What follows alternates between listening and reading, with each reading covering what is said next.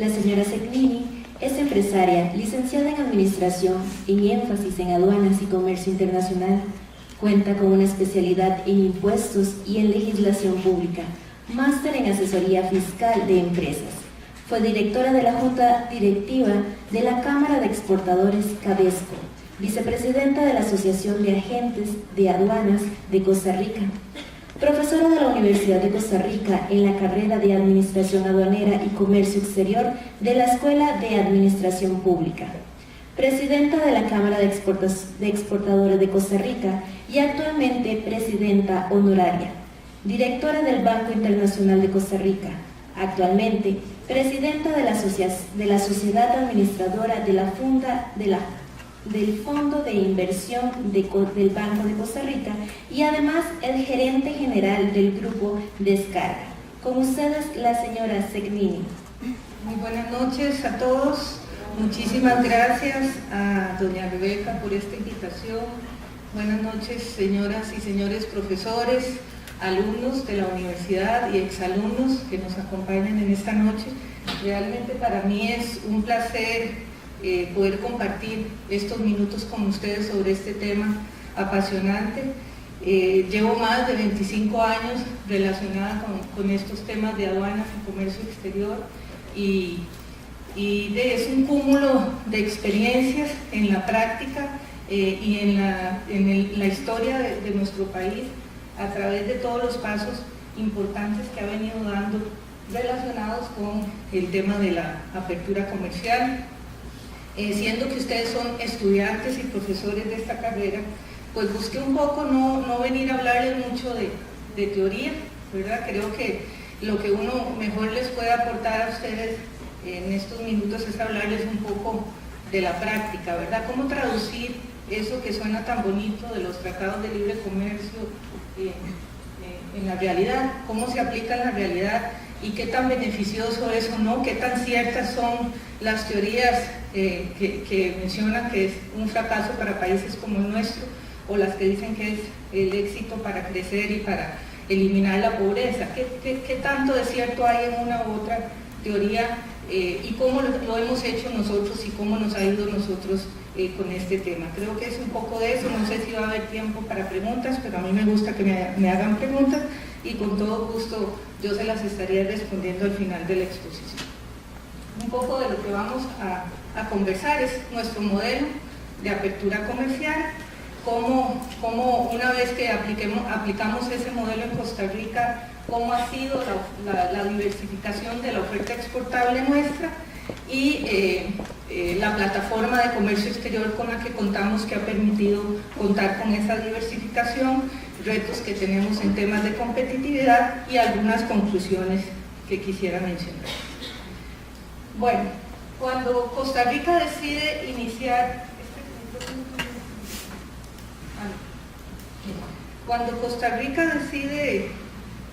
en el proceso de apertura comercial en los años 90, se nos presentó decisiones importantes que el país tenía que tomar para poder enfrentar esas demandas que nos traía el nuevo modelo de apertura, las cuales yo resumo en 4 grandes temas. Primero, estábamos obligados, si decidíamos pasar de un modelo de sustitución de importaciones a un modelo de apertura comercial, teníamos que promover el comercio internacional y para eso toda una serie de políticas, en cuenta la firma de tratados de libre comercio que nos permitiera el acceso a otros mercados, identificar nuevos productos, ¿verdad? No lo podíamos hacer con la oferta exportable que teníamos hasta ese momento, entonces teníamos que buscar en el sector productivo costarricense donde podrían existir nuevos nichos que promover, que fomentar para que el país pudiese ser exitoso en ese mercado internacional. Buscar obviamente nuevos mercados, ¿verdad? Hacer una identificación lógica, inteligente, oportuna, adecuada y programada de hacia dónde podíamos ir creciendo como país, y por supuesto todo lo anterior nos obligaba a mejorar nuestra competitividad, ¿verdad? Tener un músculo más fuerte en algunos aspectos, que es los que vamos a conversar, para que Costa Rica pudiera acceder a esos nuevos mercados y ser exitoso en ese modelo de apertura comercial.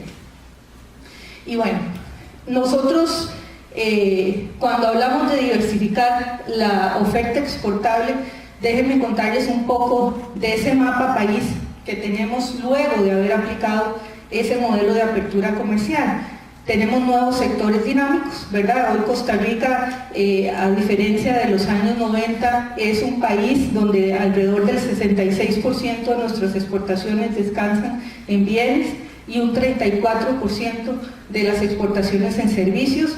La inversión extranjera directa está integrada totalmente a cadenas globales de valor. Hay una diversificación en términos de productos, ¿verdad? Estamos exportando, según el último dato que yo tengo, 4.473 productos a más de 153 países. Hay además una diversificación en la cantidad de empresas que exportan, 2.470 empresas, de esas 2.470 empresas, 1.539 las podemos considerar habituales, ¿verdad? Porque muchas veces son exportaciones esporádicas que se hacen, no se pueden contar como exportadores regulares, y un posicionamiento de productos no tradicionales en el mercado mundial. Vamos a ver un poco a qué me estoy refiriendo. Este país de 4 millones, casi 5 millones de habitantes, con la extensión geográfica limitada que tenemos, con las limitaciones también que tenemos en cuanto a nuestra economía, que no somos de una industria extractiva, no somos un país petrolero, no somos un país económicamente fuerte, no somos una potencia mundial, pero vean ustedes lo que hemos logrado hasta hoy luego de aplicar ese modelo. Somos el primer exportador de piña en el mundo, somos el primer exportador de raíces y tubérculos a los Estados Unidos, el tercer exportador de yuca en el mundo, el tercer exportador de banano a nivel mundial. Seguimos siendo líderes, en algunos momentos fuimos el primer exportador, pero en este momento ya nos gana Ecuador y nos gana Colombia, ¿verdad? Somos en este momento el tercer exportador, el primer proveedor a la Unión Europea del jugo de piña. Vean ustedes ahí donde ya se va viendo el valor agregado en los productos, ¿verdad? Somos el segundo exportador de palmito en conserva en el mundo, segundo exportador en América Latina y el Caribe de sus salsas y sus preparaciones, segundo exportador en América Latina y el Caribe de leche fluida, segundo exportador per cápita en América Latina, y los 5 principales exportadores, estamos dentro de los 5 principales exportadores mundiales de banano, piña fresca, melón y aceite de palma.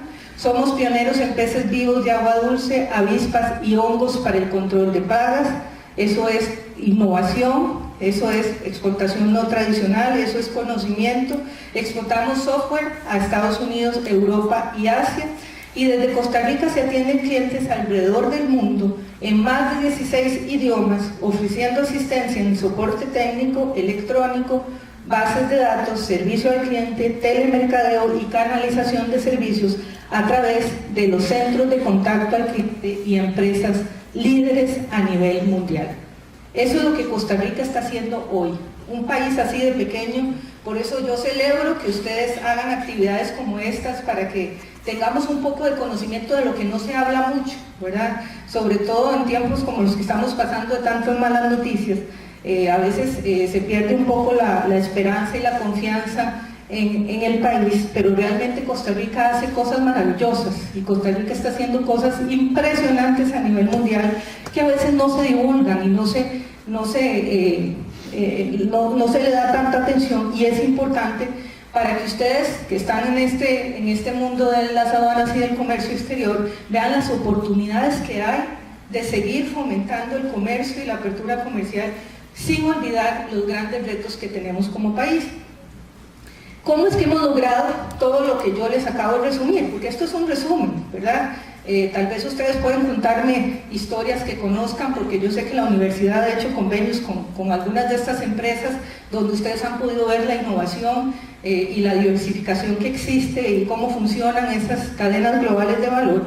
Pero ¿cómo es que Costa Rica logró, siendo un país, como les decía anteriormente, tan pequeño, con tan poco músculo, con tan poco poder económico, colocarse a nivel mundial? Porque todos estos rankings que les he mencionado nos codeamos ahí con los países desarrollados, con países que nos superan en población, que nos superan en tamaño geográfico, que nos superan en poder económico, y ahí está Costa Rica, a nivel mundial, liderando en primer lugar en algunos de esos rankings. ¿Cómo lo logramos? Esto es importante que se los mencione, porque cuando les voy a mencionar los retos, es importante que no se nos olvide que esta plataforma de comercio exterior ha sido la que nos ha permitido lograr eso. Sin embargo, se ha vuelto insuficiente o se ha abandonado a veces, o el entendimiento de tener claro que es con base en esa plataforma que hemos logrado llegar a donde estamos, y la importancia no solo de mantenerla, sino de modernizarla. Yo la divido en 3 grandes pilares. Primero, por supuesto, la institucionalidad es fundamental. Recuerden cuando les mencionaba al inicio la importancia al decidir y entrar en la apertura comercial, de fomentar nuevos mercados, fomentar nuevos productos, y para eso se necesita una institucionalidad, un brazo del Estado que coopere con el sector productivo y que fomente esa apertura, ¿verdad? Y ese fortalecimiento de plataforma. Y en nuestro caso, incluso este es un marco institucional que ha sido muy alabado en otros países del mundo y que nos lo reconocen organismos como la CEPAL, que parte del éxito que Costa Rica ha tenido para liderar esos rankings ha sido la institucionalidad con la que contamos, entre las cuales está, por supuesto, el Ministerio de Comercio Exterior y el modelo que tiene la promotora de comercio exterior, un modelo público-privado donde se participa el sector privado en la toma de decisiones. Adicionalmente, la coalición de inversiones INDE, la iniciativa de inversiones, que es una entidad privada que tiene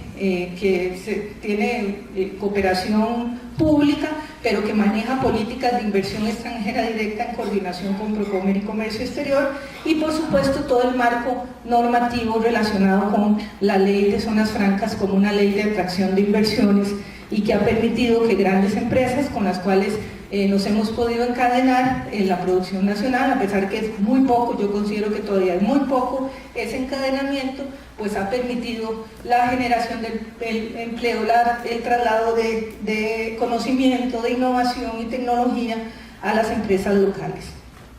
Adicionalmente, uno de los pilares es la creación del fomento hacia bienes no tradicionales y servicios. Es todo el esfuerzo que hace el país para fomentar el valor agregado de distintas instituciones, en cuenta universidades como esta que han incorporado estas carreras y que tienen programas de alianzas con empresas de alta tecnología, por ejemplo, instituciones como el INA, instituciones como el laboratorio de la Universidad de Costa Rica, que ayuda a que las empresas hagan ahí sus pruebas para nuevos productos. Todo el tema de educación, una trayectoria en el país de inversión fuerte a la educación, es un brazo que se nos reconoce a nivel internacional y que la CEPAL, que el Fondo Monetario Internacional, el Banco Mundial sigue mencionando en sus informes sobre Costa Rica como uno de sus más fuertes iniciativas que le han permitido alcanzar los niveles que hemos alcanzado, y por supuesto eso genera una mano de obra calificada. Y finalmente, un pilar importantísimo es toda la regulación que tenemos en esa apertura comercial relacionada con, iniciando por supuesto con la iniciativa de Cuenca del Caribe, luego el sistema generalizado de preferencias, y ahí fuimos evolucionando hacia los acuerdos de la Organización Mundial de Comercio, hasta tener todo el marco normativo que tenemos actualmente, más de 14 tratados de libre comercio, que nos permiten tener un comercio regulado en ambas vías. Pero ¿qué pasa? ¿Verdad? Porque todo eso yo les mencionaba al inicio, ¿verdad?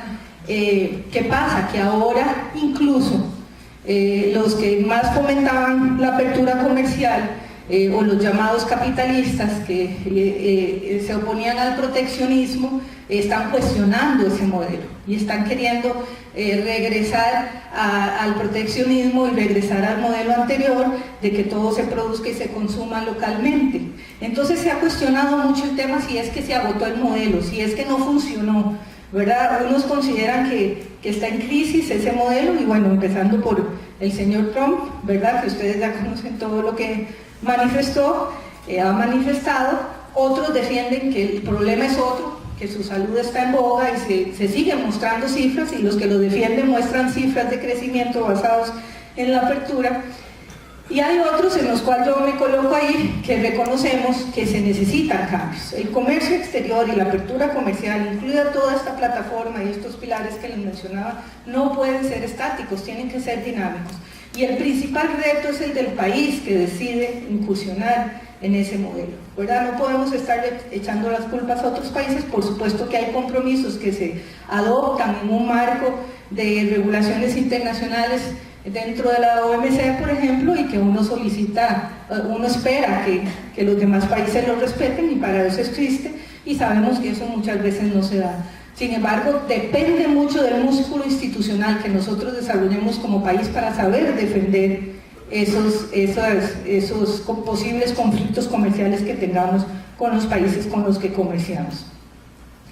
La famosa promesa de derrame de riqueza no se cumplió. Ese es el principal aspecto que hace criticar este modelo, que dice que un crecimiento que alcanzó un promedio, o sea, si bien es cierto, la apertura comercial nos demostró que fomentaba y potenciaba el crecimiento económico en los países, resulta que en nuestro caso la pobreza se ha mantenido estancada en un 20% desde el año 94. Entonces, ¿qué pasó?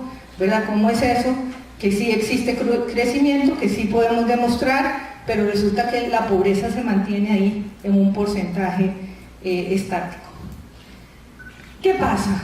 Los países que decidimos entrar en y qué pasa también de que hay países que incluso han tenido porcentajes de crecimiento menores al nuestro, pero están mejores sus índices de pobreza, o lograron una mejor distribución de esos beneficios a nivel de su población.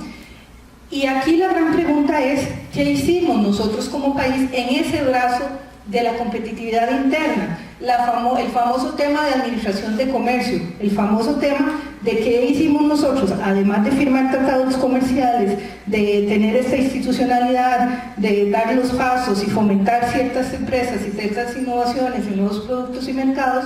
¿Qué hicimos a nivel nacional? Y ustedes, a mí me da a veces pena estar repitiendo tanto, porque de verdad cuando yo a veces reviso mis exposiciones, no les miento que yo tengo una exposición, por ejemplo, de hace como 10 años, donde yo exactamente hablaba de los mismos retos que yo les estoy hablando hoy a ustedes, ¿verdad? Infraestructura, déficit fiscal, tramitología, ¿verdad? Siempre son los mismos temas, y es que Costa Rica tiene gravísimos rezagos. Empezando ustedes, los que son aquí de aduanas saben, nuestras aduanas fronterizas, cuando manejábamos el 20 o el 10% del comercio que manejamos hoy, son la misma infraestructura con la que contamos hoy. Y el comercio ha aumentado más del 300%, pasamos de un 10% por ahí a un 80-90%. Entonces, ¿cómo es posible que vamos a resistir y vamos a ser competitivos cuando otros países con los que competimos en esas plataformas internacionales han hecho grandes inversiones en infraestructura, en puertos y aeropuertos? Cuando eso es alrededor de los costos para exportar un producto, el costo que significa todo el tema de transporte y de logística en un producto para que llegue a su destino final es alrededor del 30% del costo de ese producto.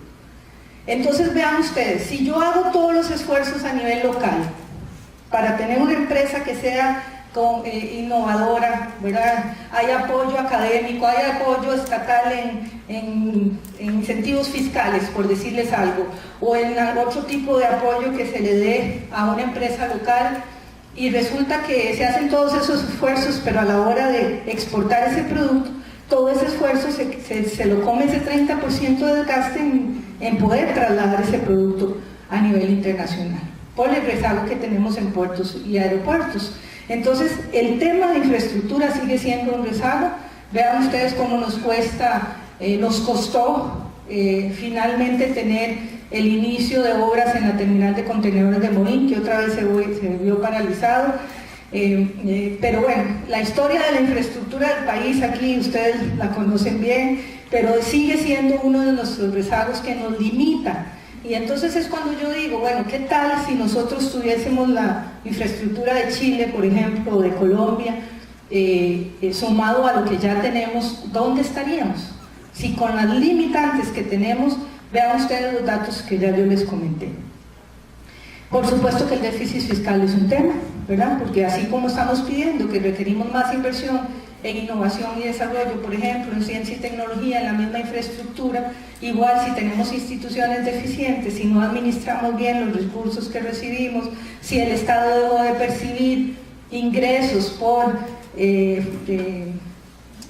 reducción de aranceles al ingreso y por incentivos fiscales, por ejemplo, en zonas francas, pues eso lo tenía que resolver de otra forma.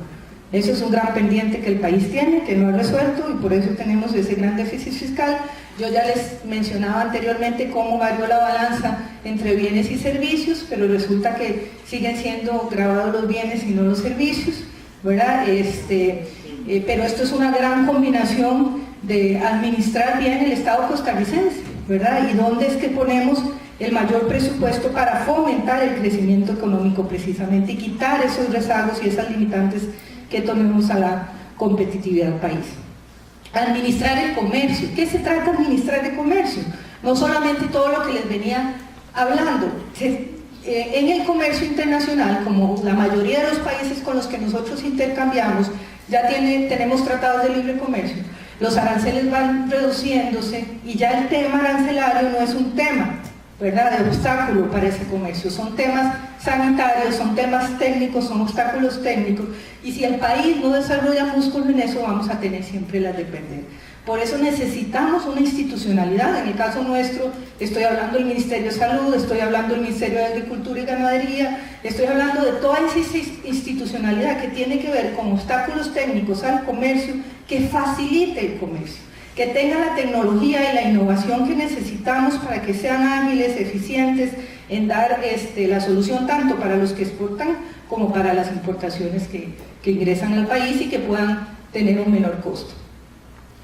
Economías como las de Chile, Brasil y México han seguido un enfoque combinado, ¿verdad?, donde se combina una filosofía libre cambista, ¿verdad?, una apertura comercial sin ninguna restricción, pero con una importante dosis de intervención estatal en estos aspectos que les estoy mencionando, ¿verdad? Es una intervención inteligente, es una intervención para fomentar, ¿verdad?, no para proteger un sector y hacerlo improductivo, porque eso es lo que nos ha pasado. Por ejemplo, no voy a entrar aquí en el debate, por ejemplo, del arroz, pero en el debate del arroz, por ejemplo, lo que nosotros acordamos con la OMC, la idea de ese beneficio temporal que obtuvimos y negociamos en la OMC, era que durante ese plazo el país fuera lo suficientemente competitivo, desarrollara políticas suficientemente fuertes para que en el momento que ya nos tuviesen que quitar eso, pudiésemos ser un productor de arroz sumamente eficiente.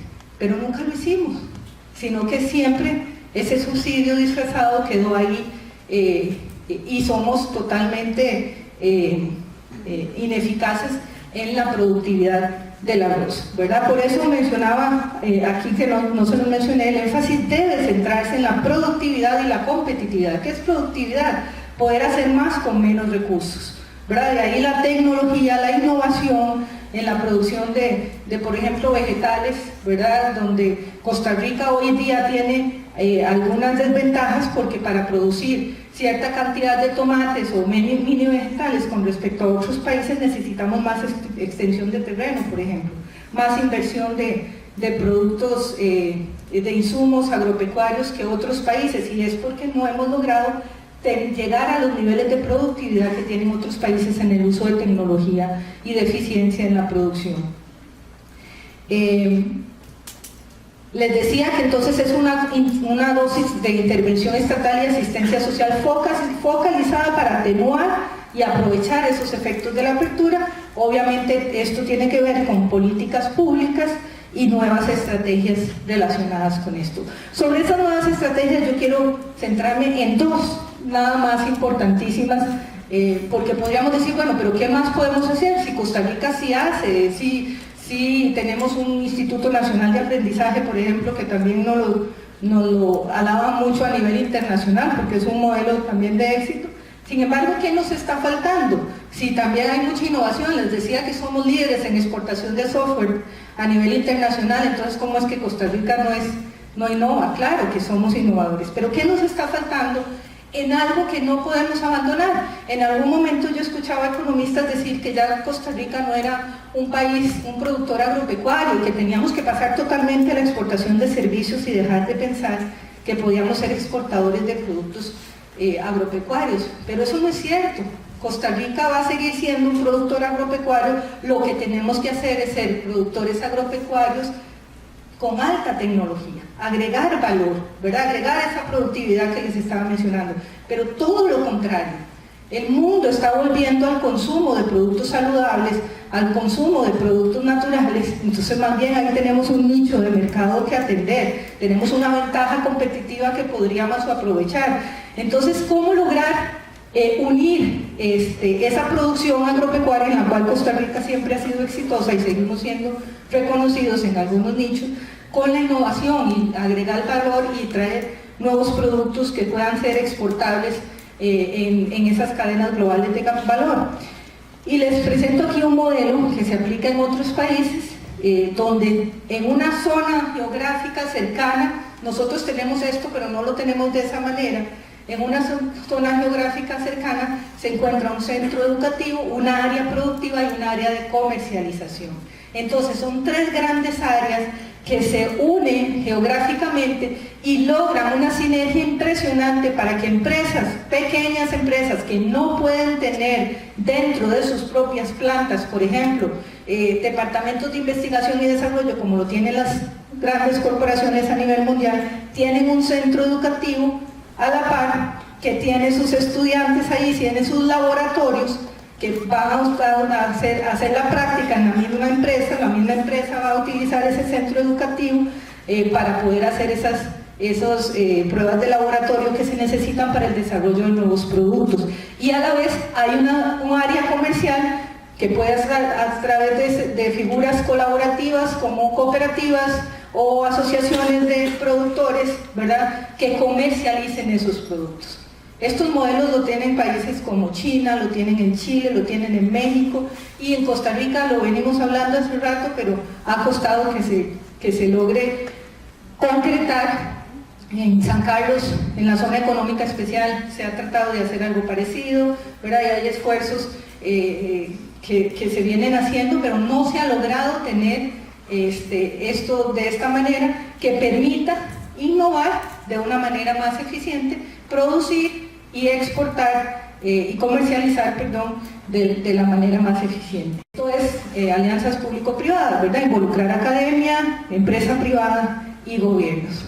El otro tema que es fundamental y que en Costa Rica se viene hablando también de hace varios años, incluso en Procomer se creó una unidad de encadenamientos productivos, pero lamentablemente yo tengo que decirles que sigo escuchando los mismos casos de éxito que escuchaba hace 5 años, ¿verdad? No conozco nuevos casos de éxito de encadenamientos, a pesar que hay una unidad muy fuerte ahí, gente que sabe mucho, gente comprometida, pero ha costado tener un universo más grande de empresas que se logren encadenar con esa inversión extranjera directa, porque esa es una de las críticas que se hacen también. Ok, Costa Rica deja de percibir los impuestos a través de los incentivos a zonas francas. Eso es una decisión política y económica porque genera empleo, porque trae beneficios, ¿verdad? Esa es la motivación y está perfectamente justificado que el país deje de percibir esos impuestos porque los recibe el beneficio por otro lado. Sin embargo, eso queda corto, ¿verdad? Y el beneficio realmente no se traduce al país de largo plazo si no logramos encadenar esas empresas a nivel local, porque se vuelven entonces empresas muy móviles, ¿verdad? Muy inestables, ¿verdad? Y lo que queremos es que sean empresas que les demos estos beneficios, pero que se mantengan por largo plazo en el país, para que ese conocimiento sea trasladado, para que esas empresas se afiancen en el país y pueda haber traslado de conocimiento. Entonces les cuento un ejemplo, y que se los cuento porque fui parte de esa iniciativa y por eso me alegró mucho cuando se pudo concretar. Y es que esta empresa grande, que es Productos Calvo, es una empresa española que tiene una cadena de distribución, de comercialización a nivel mundial impresionante. Aquí tal vez no lo sentimos mucho porque el líder sigue siendo Sardimar. Sin embargo, Calvo a nivel mundial, productora y exportadora de atún y otros productos alimenticios es líder. Logramos que con una empresa nacional, que es Camuc, que es productora de salsas gourmet y salsas picantes, lograran hacer un encadenamiento productivo. Esta empresa logró hacer una alianza con Calvo para que los productos que produce Camuc en Costa Rica, una planta de producción que tienen en Cartago de salsas picantes y gourmet, pudiese ser envasada y distribuida a través de la marca de Calvo. Entonces, con esta alianza, ellos lograron, ingresar a mercados internacionales totalmente sofisticados a más de 80 países a través de esta cadena de Calvo.